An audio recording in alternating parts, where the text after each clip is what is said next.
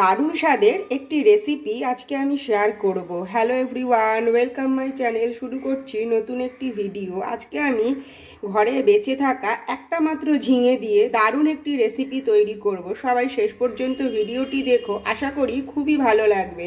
আর অবশ্যই একবার ট্রাই করো। গরম ভাতের সঙ্গে অমৃতের সমান এই রেসিপিটি।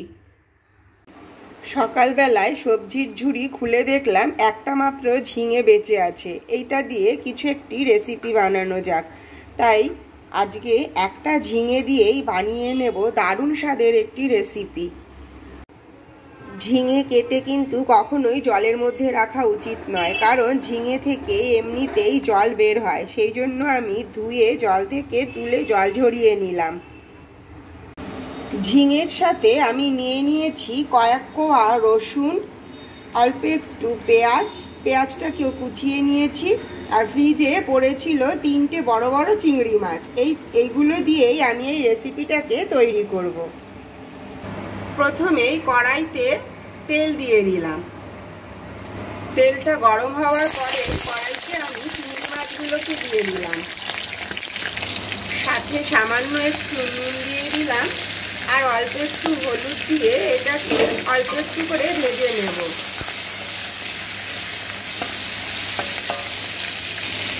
চিংড়ি মাছ খাওয়ার সময় কিন্তু অবশ্যই চিংড়ি মাছ যখন ধোবো তখন এর পিঠের দিকে যে শিরদাঁড়া থাকে সেই শিরদাঁড়াটাকে ফেলে নিয়ে তারপরেই কিন্তু আমরা মাছটাকে রান্না করব বা খাবো, না হলে ওটা শুধু ফেলে কিন্তু পেট খারাপ হতে পারে। এই জন্য খুব ভালো করে চিংড়ি মাছের পেছন দিকে শিরদাঁড়াটাকে ফেলে নিতে হবে। এটা এবার আমি তুলে নেব। এই মাছ ভাজা তেলের মধ্যে আমি রসুনটাকে দিয়ে দিলাম, আর সাথে আমি যে কুচিয়ে পেঁয়াজগুলো রেখেছিলাম সেই পেঁয়াজ কুচিটাকেও দিয়ে দিলাম। দিয়ে ভালো করে একটু নাড়াচাড়া করে ভেজে নেব। এর মধ্যে দিয়ে দিচ্ছি 2টো কাঁচা লঙ্কা। একসঙ্গে এটাকে আমি ভেজে নেব। পেঁয়াজ রসুনটা ভাজা হতে হতে এর মধ্যে আমি কেটে রাখা ঝিঙেগুলোকেও দিয়ে দিলাম।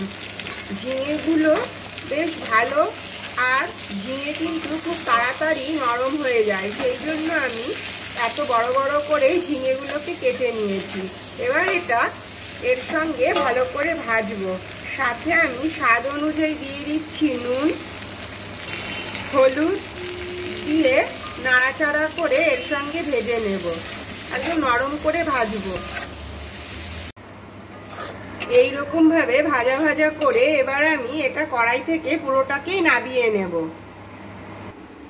পুরো ভাজাটাকেই আমি একটা মিক্সির বাটির মধ্যে দিয়ে নিয়েছি। একটু ঠান্ডা করে নেব, আর সাথে যেই চিংড়ি মাছটা ভেজে রেখেছিলাম সেই চিংড়ি মাছটাও এর মধ্যে দিয়ে দিলাম। এর মধ্যেই দিয়ে দেব 1 চামচ কালো সর্ষে, দিয়ে কোনো রকম জল ছাড়াই এটাকে আমি পেস্ট করে নেব।